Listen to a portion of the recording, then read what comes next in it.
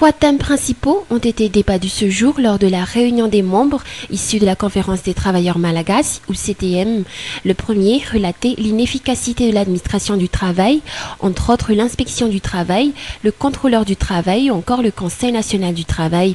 En effet, la réalité est que les travailleurs prennent comme habitude la saisine directe du tribunal de travail au lieu de recourir à d'autres instances. Selon les études effectuées par les responsables auprès de la CTM, les travailleurs ont 85% de chances d'avoir gain de cause que de faire appel à d'autres instances. Ces derniers mois, ces dernières années, donc on a constaté que la législation du travail n'est plus respectée et et l'administration du travail en général n'arrive pas à faire respecter, donc étant donné que c'est leur rôle, c'est leur métier, et donc on a constaté ces derniers temps que l'administration du travail est plutôt pour l'employeur, du côté de l'employeur, se range du côté de l'employeur, et laisse les travailleurs un peu délaissés dans leurs droits. Les travailleurs se sentent ainsi désemparés face à ces actes-là, face à ces comportements de l'administration du travail, et recourent directement au tribunal du travail. Et là, généralement, ils ont gagné la cause de leur revendication, et ce qui leur fait réfléchir que dans l'administration du travail, il y a peut-être beaucoup de corruption et on n'a plus confiance sur la gouvernance du monde du travail confiée à l'administration et au ministère actuel. Le problème relatif à l'accord NITS figure également parmi les cas soulevés durant la rencontre de ce jour, un cas qui une fois de plus dégage un non-respect des droits des travailleurs. Concernant l'application de la hausse du salaire tant dans le secteur privé que dans celui du public, la CTM avance qu'il aurait mieux fallu consulter toutes les entités susceptibles de proposer tel ou tel taux applicable sans désavantager l'État, ni les travailleurs ou encore les employés. Toujours à ce sujet, la CTM a souligné qu'elle a déjà adressé une proposition de hausse qui a été déposée à différents niveaux concernés. Outre cela, la CTM demande également la mise en place d'un salaire qui donne la possibilité aux travailleurs malagasy de survivre, car selon les membres de cette association, une hausse du salaire à cette époque de l'année est toujours suivie d'une inflation. Concernant les impacts de la crise qui a duré près de 2 ans dans le pays, les membres au sein de la CTM ont demandé à ce que soit révisé le cas des travailleurs qui ont perdu leur travail, car selon des études qu'ils ont réalisées, la perte d'emploi continue toujours à sévir la masse populaire. Une situation qui est prouvée par les différentes études qui ont été réalisées à l'échelle internationale, comme quoi, selon le rapport de développement humain, si entre 2005 à 2008, Madagascar figurait parmi les pays à développement humain moyen, actuellement, l'on est considéré dans la catégorie des pays à développement humain faible. À cet effet, la CTM exige à ce que les autres entités issues d'autres domaines, outre la politique, soient considérées lors des prises de décision en vue de sortir le pays de l'impasse.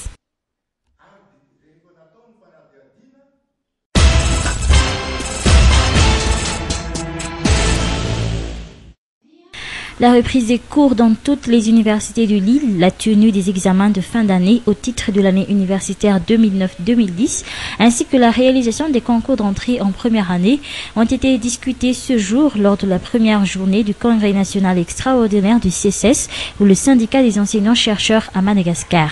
Un congrès qui ne prendra fin que vendredi à Nkatsu. L'enseignement supérieur face à la globalisation, ce congrès se penchera sur ce thème durant 3 jours. Selon Armand Rassouméramanan, président de la direction collégiale du CSS, le changement du système d'enseignement dans nos universités seront parmi les grands points abordés durant les réunions, étant donné que les universités devront être universelles. De leur côté, les étudiants espèrent plus que jamais un retour immédiat des cours, mais surtout la tenue des examens de fin d'année. Pour l'heure, seule la faculté des sciences est arrivée à établir un calendrier clair pour les examens, qui ont d'ailleurs déjà débuté le 21 janvier. Pour la faculté des lettres et des sciences humaines, rien n'est encore fixé. Le CSS devrait dévoiler leur décision concernant ces divers points vendredi prochain à l'issue de ce congrès extraordinaire.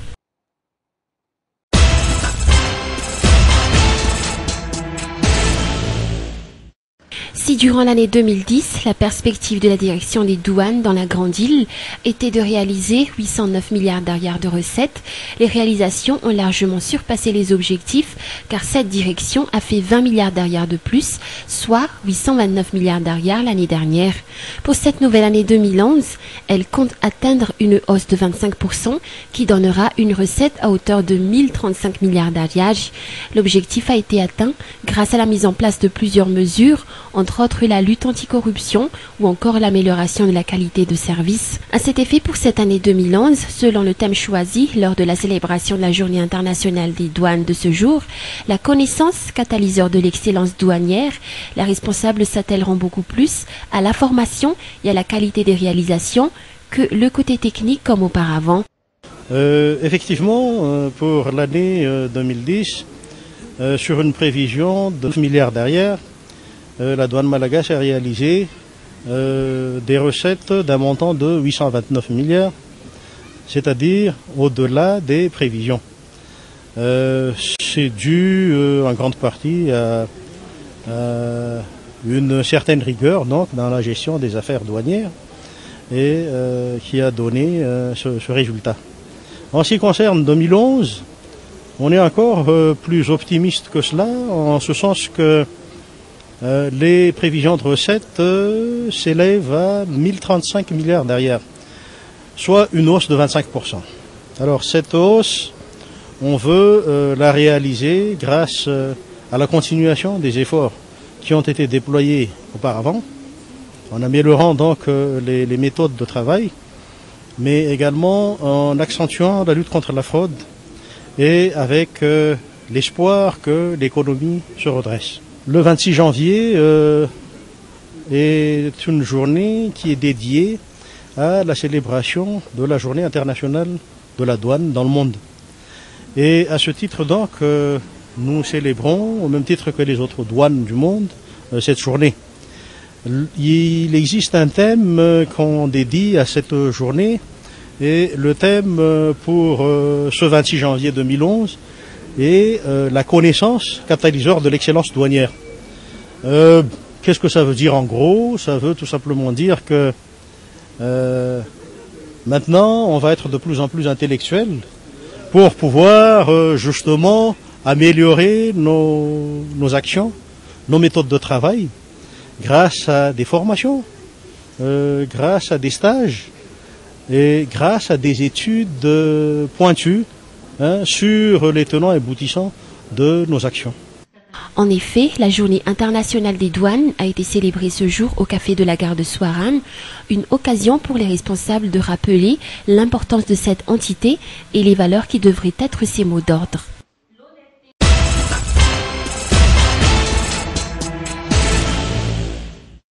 L'ambassadeur de l'Inde en fonction à Madagascar, en la personne d'Azad Singh Tour, s'est exprimé ce matin sur la situation politique malgache en marge de la célébration du 61e anniversaire de la République de l'Inde.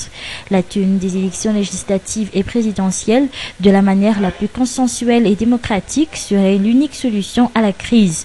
Le temps est venu pour tous les politiciens de réunir leurs efforts pour faire sortir le pays de cette impasse, a-t-il ajouté.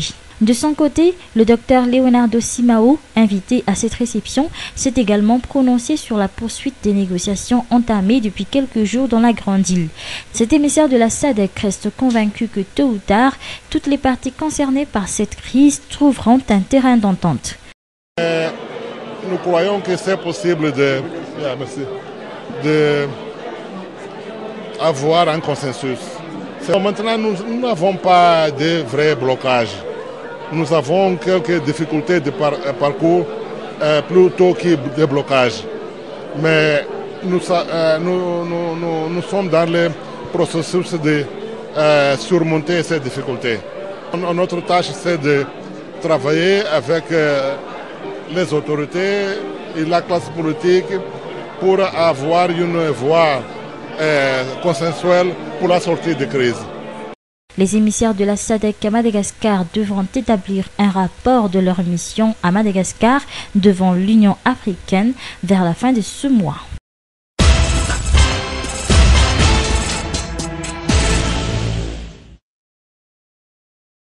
Nombreux seront les avantages que les artistes malagasy percevront par la mise en application du statut des artistes, a assuré le ministère de la Culture et du Patrimoine.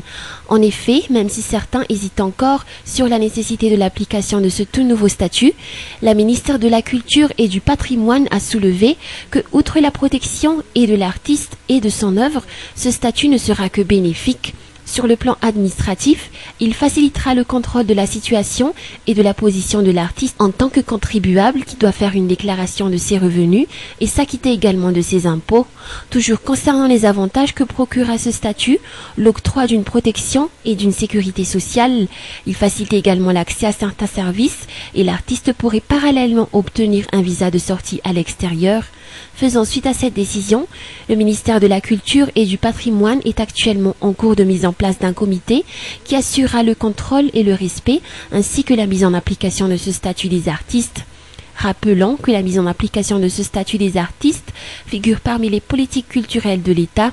Depuis 2002, les ministres qui ont succédé au sein de ce ministère ont toujours souhaité appliquer ce statut particulier des artistes, sans toutefois arriver à l'appliquer. Cette fois-ci, son application a été décidée au sein d'un conseil des ministres d'hier. À partir de l'application de ce statut, il serait plus facile pour le ministère responsable de prêter main forte aux artistes. Tenant compte des procédures administratives et du respect hiérarchique, d'ici 3 semaines environ, ce statut serait appliqué. La première phase que le comité effectuera serait de réaliser une séance de sensibilisation pour inciter ainsi les artistes à l'accepter et à entrer dans le formel en obtenant tout d'abord sa carte professionnelle.